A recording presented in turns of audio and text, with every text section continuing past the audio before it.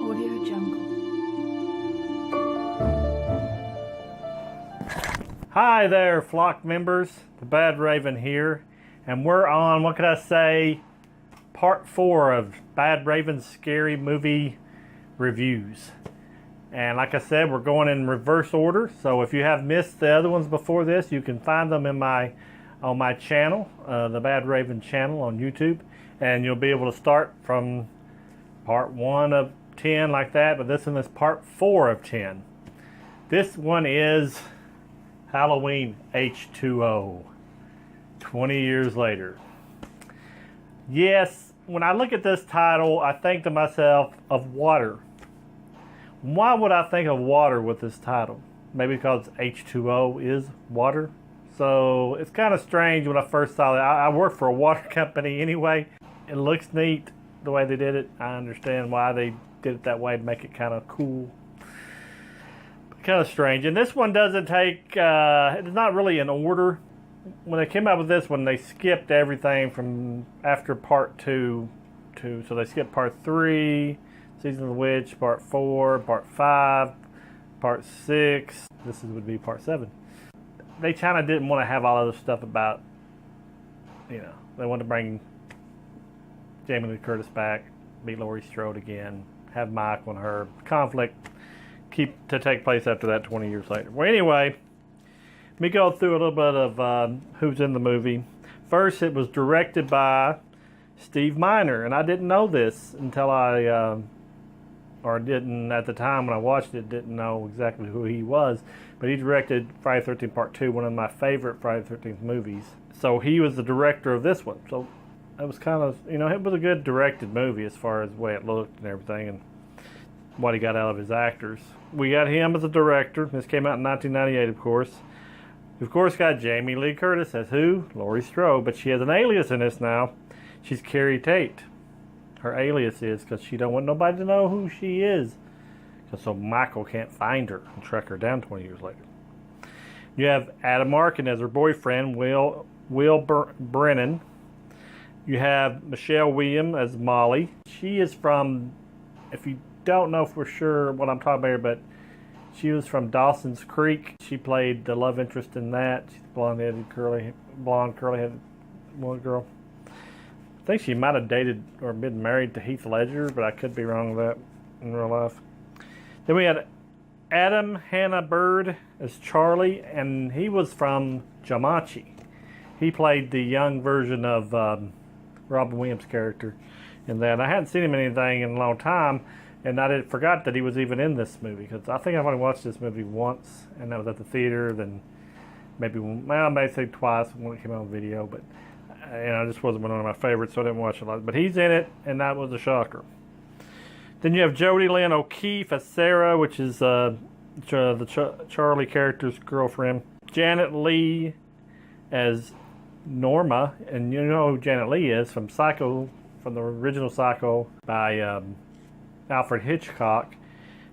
She's Jamie Lee Curtis's mother. So they kind of put her in there, to pay homage to the Psycho series. And it was kind of neat. I think they even had the old car that she was supposed to drove to the Psycho house in there in one scene. So that was kind of neat. A good Easter egg or, tip of the hat to the other movie. Then you had Josh Hartnett as John, which is, maybe John Tate, which would be Jamie Lee Curtis's son. And he's in love with the Michelle Williams character of Molly, the one I told you was from Dawson's Creek. All right, then you have the rapper.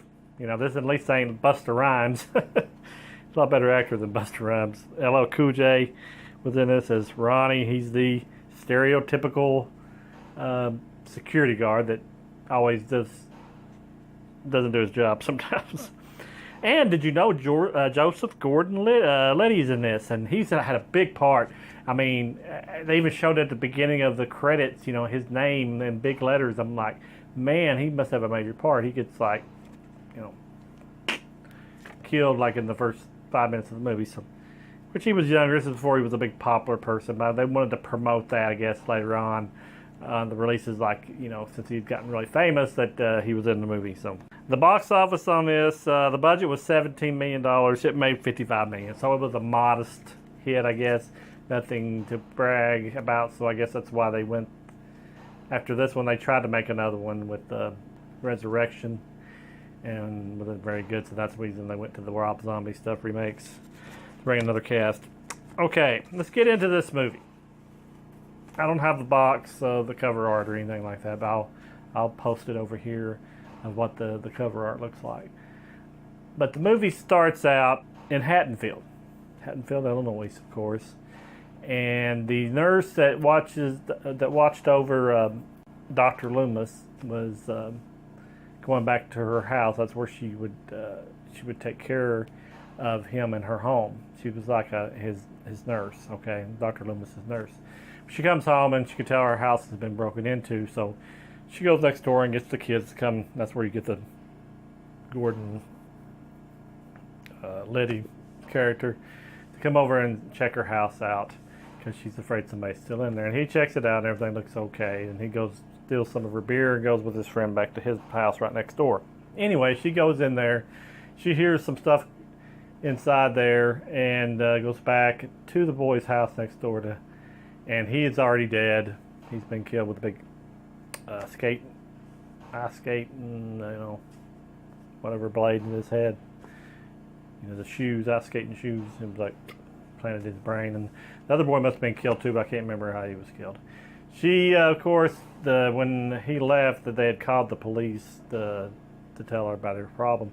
So they end up showing up at her house, and she's over there being attacked by Michael. And of course, he slits her throat before they can even, help her. And as they come out of her house, they see her body in the other house over there. And by that time, Michael's already jumped in the boy's car and starting to roll out of the driveway. And they don't notice that, of course. And I don't know how Michael becomes such a great driver. You got to think, he was in the mental institution, till he was like his 20s, I guess, and never drove a car. And he ended up driving a car like one night in that one, the original Halloween. And I don't know how that they give him like, student driving tests or something, or help him to better herself by teaching him to drive in the sanitarium.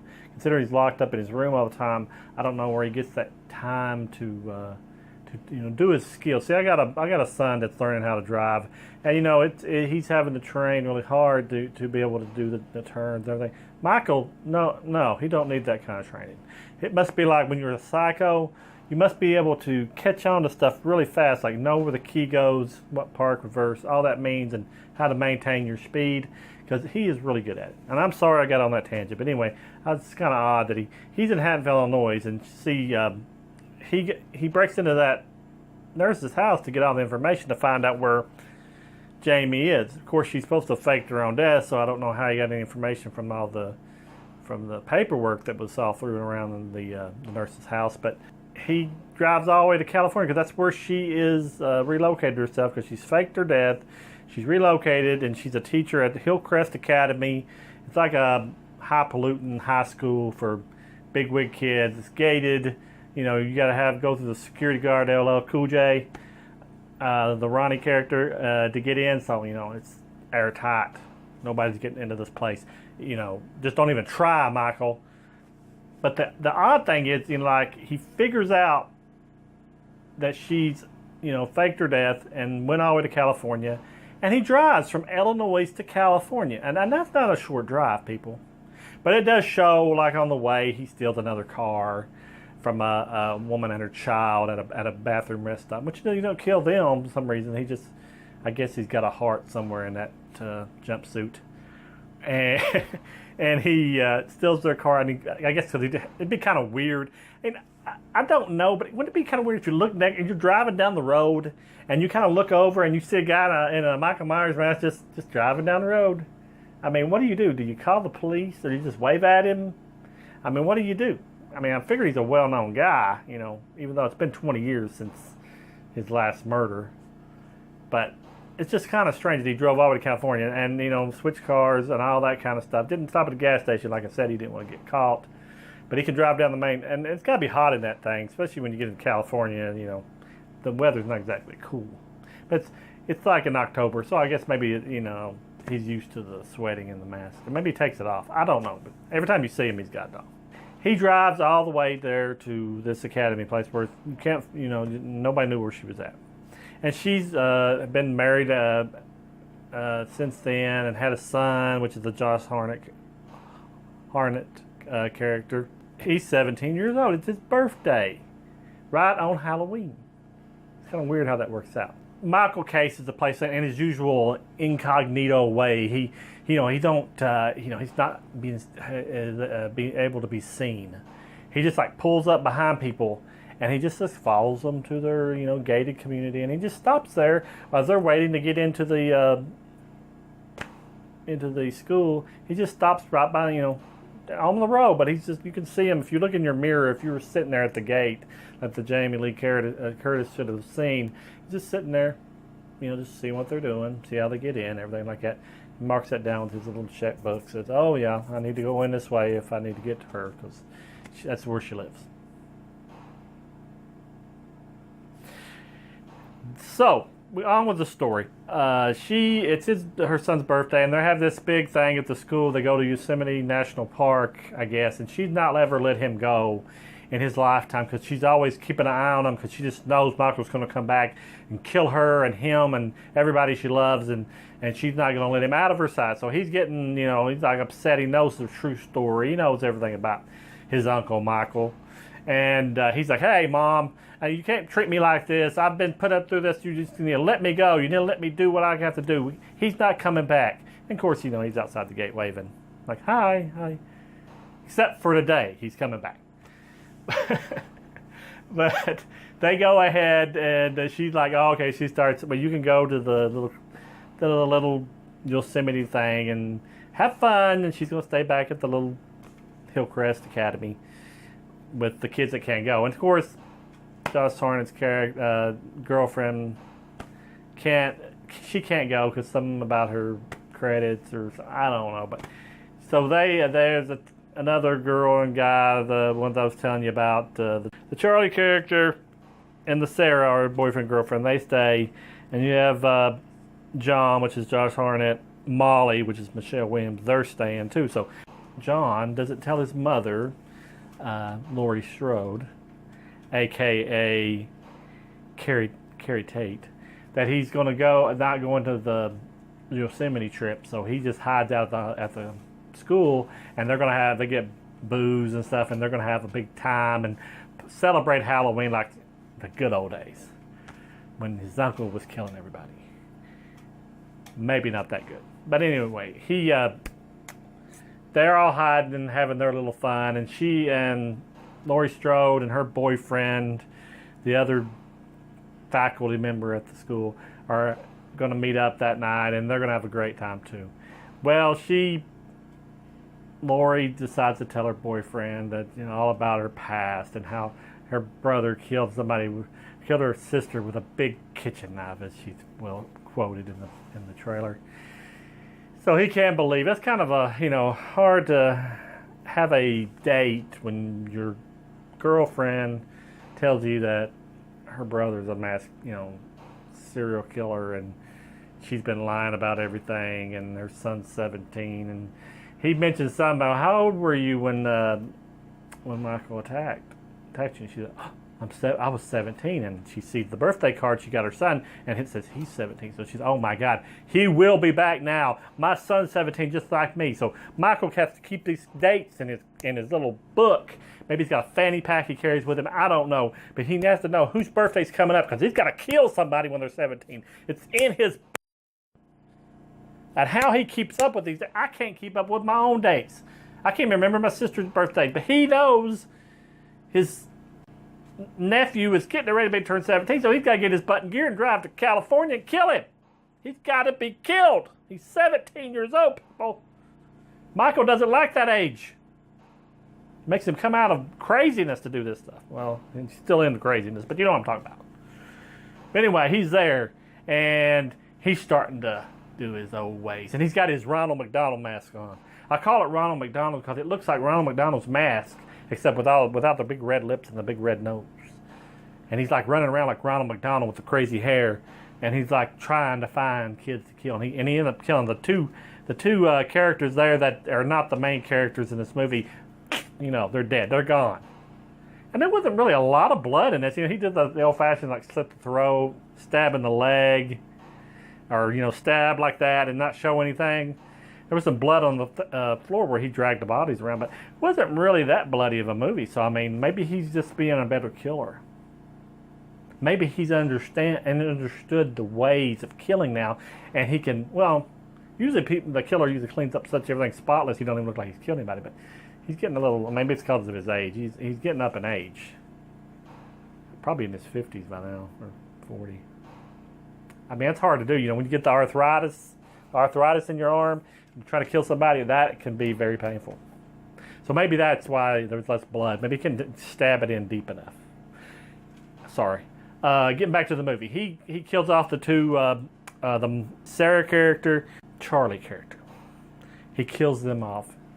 And, of course, when you're in this school and you hear, I mean, it's weird, the Sarah, he was like stabbing her pretty hard, and she didn't even scream because her friends were looking for her.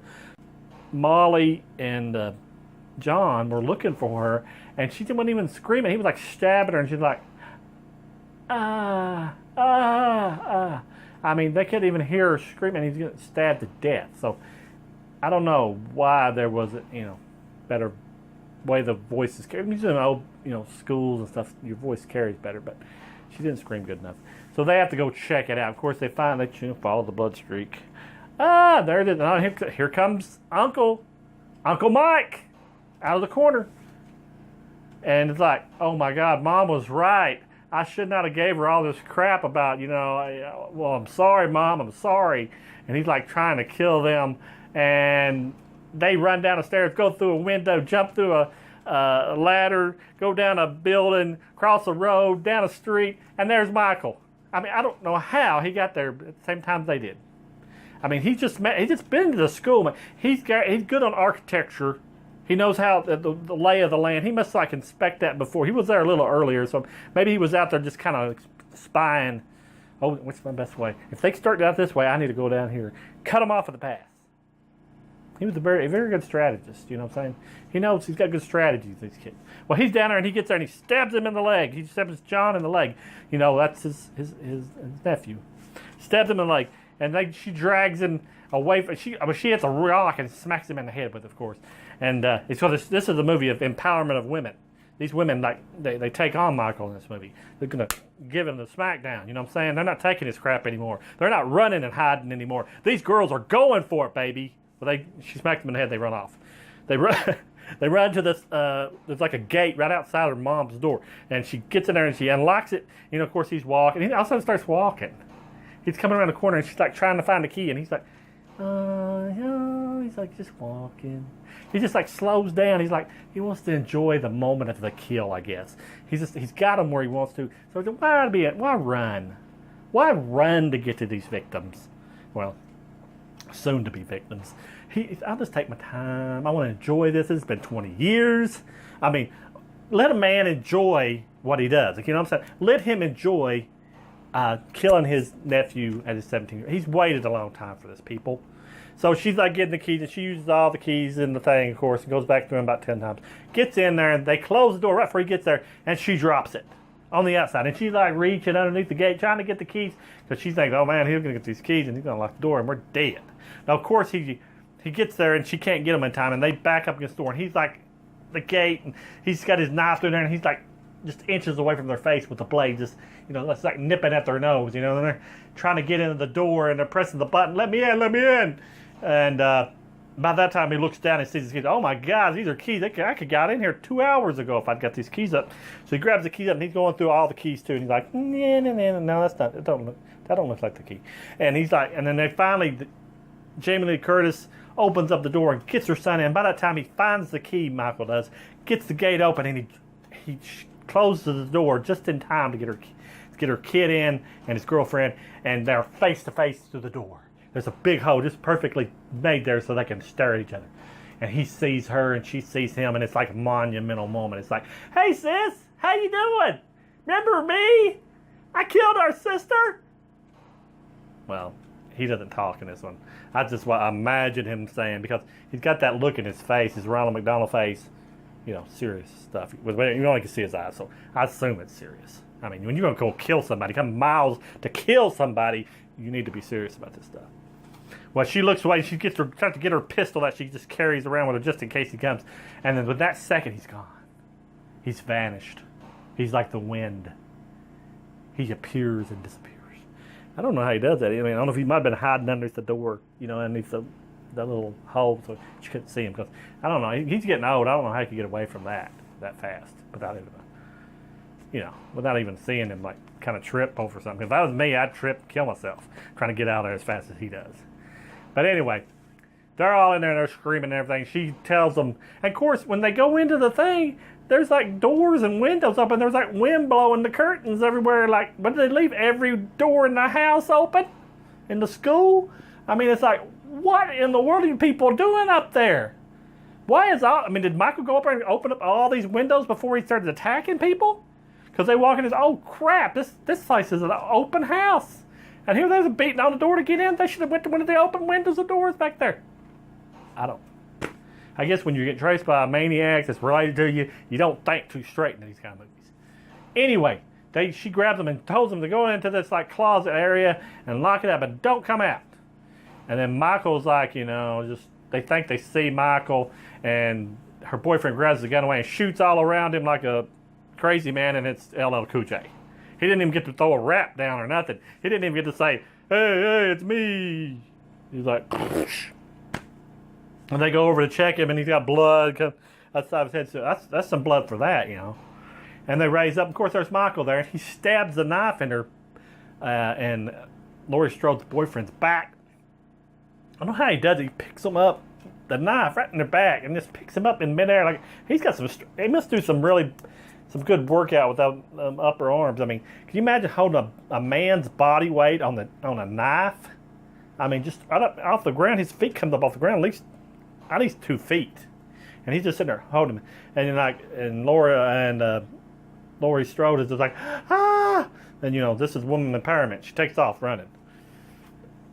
So he kills him. LL Cool J's out for the rap. No rap, no laying down, no rap on it. He's down there, man. He has to be dead. You just know LL Cool J came. But I mean, he's got blood around him, so he's got to be dead. So he chases her around, of course, and she gets her kids back out, tells them to run up the stairs or whatever. Oh, they run outside. She runs outside with them and gives her key to her SUV, and she's like, opens up the gate at the security guard's place and gives the key to Molly and says, take him down the road and call the police and have him come back here. And John is like, oh, Mom, don't do it, Mom, drive. Let's get out of here, leave Mom. Oh, she said, no, you got to go without me. So they leave. She closes the gate and smashes the little button thing to get out. So Michael might know that combination. You never know. So she don't want him to be able to get out. But he can't. He's never gotten out of any place before. This is security here. She breaks that thing and she grabs her, busted open this like emergency axe thing out, and she's got her axe, and she comes up there and it's like playing the Halloween music, and she's looking down the dark street there toward the school, and it's like, Michael! Like Kirk did with Khan. But it's Michael! And she's walking up with her axe, her women's lib, gonna whoop his hind end right there. She's tired of running from it. It's all over now, baby. She goes into the school with him with all the curtains of blowing wind in there because they've never did close any of the doors. And she's like walking around there, and somehow, it's like archways, she's walking through. Somehow, Michael's up her holding with one arm. This guy does some good workout. Holding one arm up above her head, and she doesn't even see him. And you can look at the movie. I don't know there's a place for him to hide that he can't see his big male body. She walks underneath, and he lowers himself down with one arm. Right behind her. She turns around and stabs the axe in his chest, and he like slices her down the side of her arm, and then she runs like a little girl. Ah! Ah! The woman's lip thing's out. It's gone. She's running, man. She got her lick on him, but she's out of there. She goes to the dining area where all the kids eat, and she's like under the table. And he walks in there and he don't see her under that table, man. He's got some bad eyes. Because, I mean, I could have seen her under that table. Because she's like, like a church mouse. And all of a sudden, somehow he jumps up. You know, they do that exercise where you jump up on top of something. Somehow he must have jumped up on top of one of those tables. And it's one of those folding tables like they do in wrestling. You know, you'd think it would collapse with Michael's weight. No, he's walking on top of them. So she don't think he's in there. She sticks her head out, boom. He's like, with his knife, trying to get her. Like that, she's rolling between tables. He's just walking on top of the tables, just like, and they're not moving or nothing. I mean, let's be anchored down. And he finally gets down and he starts flipping the tables on. She's like going under the other tables that ain't been flipped, and she's like getting up that way. She gets in the kitchen and she gets all these knives out and she just starts throwing them out. And she's the worst aim I've ever seen. She's stabbing in the walls and everything. Never hits him. Somehow she gets away from him there too, and she grabs a couple knives, goes upstairs, and she hides. And he's like walking up through the stairs like she was, and she jumps out with her knives, and she's like hi, and doing the ninja moves, and she's like slicing him up, and she's like shoves the knives in him and pushes him off the balcony, and he falls down on one of those wrestling tables, just like a wrestler. Bow! It breaks in two. She goes back down there, and she's got the knife stuck in his chest and Michael's chest, and she gets the knife out and she's ready to just jam it right into his chest. Of course, LL Cool J comes out of nowhere and grabs him and says, "No, he's dead, man. Leave him alone. He's dead. Why stab a man when he's down? He's dead." Everybody knows Michael dies after one stab, or maybe it's two stabs. Anyway, so then the ambulance, it shows all the ambulances and everything there to get him, and the police are there and everything. And she's like sitting over there thinking, "Oh my God, he may not be dead." So she gets a gun away from a police officer. There's at least two police officers there and a bunch of ambulance people. Because they're loading his body up, the ambulance people are. She jerks a gun away from the police. She's like, stop. Load the body up. Put him in there. And jumps into the ambulance and just takes off. I mean, I don't know. That sounds like a crime to me. That sounds like, I mean, she's messing with a criminal, investigation here. Or at least I think it's a criminal investigation. I don't care if they don't even know she's related to this man. She's taken a body off and they're not even had a chance to check for fingerprints, anything on this guy. I mean, this is, Geraldo Rivera should be there to defend this. I mean, that is wrong. Anyway, she takes off. Of course, there's no police behind her. They just say, "Oh, she'll be back. She's just on a joyride with her brother. She just wanted to make sure he's dead." So she's like driving down there like a maniac, like I am trying to get home after work. She's just flying down the road. And it's like looking in the mirror, and she sees the body bag, and she's like, "Oh my God, that body bag's going to be moving everything." And then she looks up there, and then finally the body bag starts shuffling and moving around. And she's like, "Oh crap, he is alive. I knew he was alive. But he's just like a possum, playing possum on me." And then she's like driving down through there, and then all of a sudden he somehow gets the zipper open. And like, I was thinking maybe he was going to cut through with a knife. I said, surely they wouldn't left a knife with him, but they didn't, thank God. They're good ambulance people. So he opens up the thing, and then she sees him. He starts coming for her, and she's like driving, and she slams on brake. Bam! Throws him plumb through the windshield. He rolls out on the concrete, and then he like rolling around, and she's like, get up, you little sorry son of a gun. And he stands up, and then she just like runs, the car, the ambulance right over his hind end. Well, not over him. He's stuck to the windshield like a bug. And she like goes off the cliff, and she jumps out of the ambulance, and it's flipping all over the place, and Michael's body's flipping all over the place. And all of a sudden there's like a tree down there that's turned over, and it squishes him between the tree and the ambulance. And the ambulance catches on fire a little bit. And she wakes up but she gets up and stumbles down there and finds her axe. I don't know where she had it at, but she finds her axe. She gets down there, and Michael's like all squished against the tree, and he's like leaned over, and she's like, Michael, and he wakes up. Like, yes, you called for me. He might have just been, that's all I wanted. I just want you to say my name. Maybe that's why this whole killing spree started. Maybe he thought, I don't have any recognition from my sister. I want her to call me by my God-given name. But anyway, he raises up, and he's looking at her, and she's like looking at him, and she's like, my brother. And he reaches out his hand. Well, first he grabs at his mask. I don't know if he's like trying to straighten up his Ronald McDonald hair or not, but he's like trying to, look good for his sister. He's with his sister here, people. He's got to look good for his sister. This has been 20 years. They're just meeting up with each other again. He's straightening up his mask. Who wants to go see your sister with a crooked mask, even if it is Ronald McDonald's? So he's like getting it straight, and then he reaches out to her. He like stretches his hands out to her out of love, out of concern. I mean, she just fell down a hill. I mean, she just totaled a car trying to kill him. And, he's worried about her. I mean, that's why he's stretching out his hands. Like, sissy, remember me? I'm your brother that commits murder. Please, don't kill me. I mean, where's her heart at? I mean, that part of the movie, I almost cried. I mean, Oscar winning. It was Oscar winning right there for best something, best actor, or best Ronald McDonald character in a movie.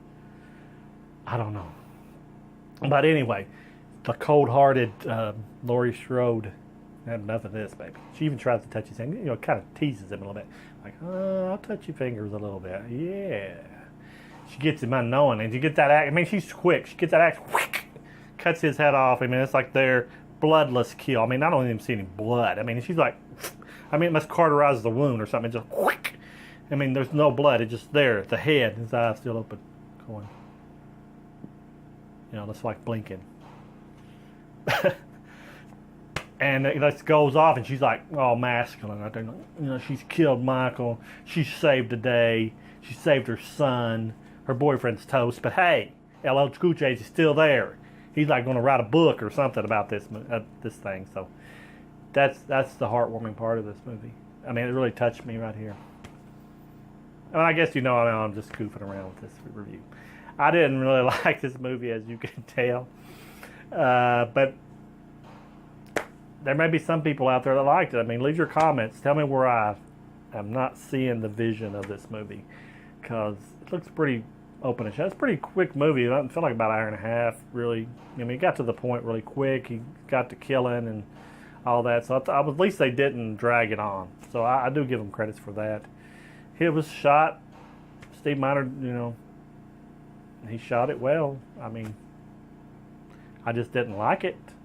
Thought it was not a very good story. But, I mean, to each his own on that. But anyway, that's my review of this great, great classic. My next one will be part 5.